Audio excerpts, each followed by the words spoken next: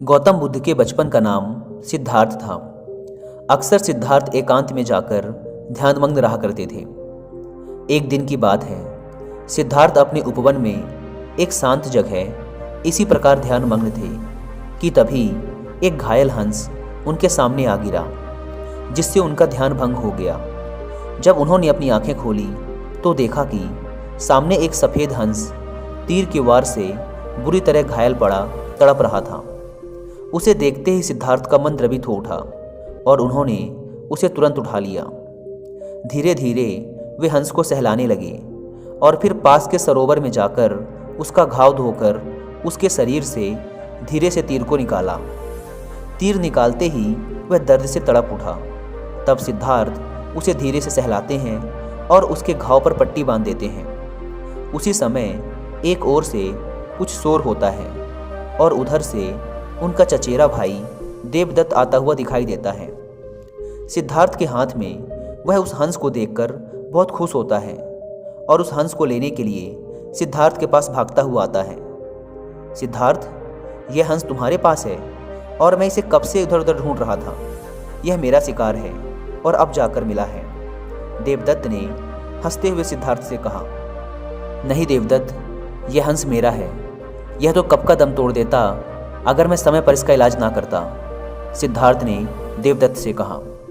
दम तोड़ देता तो क्या होता? मैंने इसीलिए तो इसे मारा है। यह तो मेरा शिकार है। तुम जबरदस्ती मेरे शिकार को हड़पना चाहते हो, देवदत्त ने गुस्से में कहा।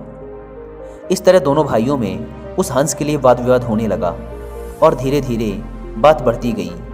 तब दोनों ने मिलकर फैसला किया कि यह हंस किसका है, इस बात का निर्णय महाराज शुद्धोधन के पास जाकर ही होगा। और दोनों भाई राज दरबार में गए। वहाँ उन दोनों ने अपना अपना तर्क महाराज के सामने रखा। दोनों की बातों को ध्यान से सुनने के बाद महाराज शुद्धोधन विचार करके बोले, चूंकि यह हंस देवदत्त का शिकार है, इसलिए इस पर पहला अधिकार देखा जाए तो देवदत्त का है। परंतु सिद्धार्थ ने भी इस हंस की जान बचाई है, इसलिए उन दोनों के ही अधिकारों को नकारा नहीं जा सकता। राजा शुद्धोधन थोड़ी सोच में पड़ गए।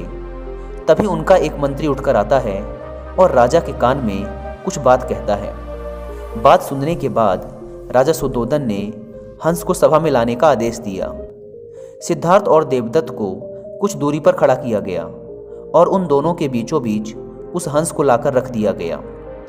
हंस ने देवदत्त की तरफ देखा तो थोड़ा सहम सा गया। फिर उसने अपनी गर्दन नीचे झुकाई और धीरे धीरे चलता हुआ सिद्धार्थ के पास जा पहुंचा। सिद्धार्थ के पास पहुंचकर उसने अपनी चोंच सिद्धार्थ के पैरों पर रख दी और फिर वहीं उसके पैरों के पास बैठ गया।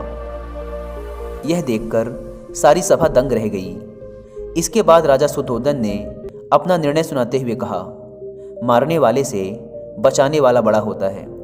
इस हंस ने अपने असली मालिक को खुद चुना है, इसलिए ये हंस सिद्धार्थ का हुआ।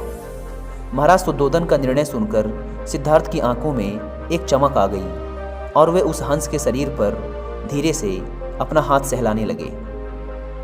दोस्तों, इस कहानी में हमने देखा कि एक बेजुबान जानवर भी प्रेम की भाषा समझता है और ये एक चीज़ हम सब ने अपनी ज़िंदगी में एक्सपीरियंस कर रखी है। एक किसान के लिए उसके बैल उसके प्रेम को महसूस कर सकते हैं। हमारे पालतू कुत्ते बिल्ली भी हमारी आत्मिक प्रेम भावनाओं को समझते हैं, क्योंकि प्रेम एक एहसास है जिसे समझने के लिए किसी भाषा की ज़रूरत नहीं है, बल्कि इसे तो महसूस किया जा सकता है, जो कि हर एक जीवित प्राणी कर सकता है। इसलिए दोस्तों, हमें भी इन बेजुबान जानवरों के प्रति एक प्रेमपूर्ण नज़रिया रखना चाहिए। इनके प्रति हिंसक नहीं बनना चाहिए, क्योंकि इनके अंदर भी एक जान है और इन्हें भी दर्द होता है।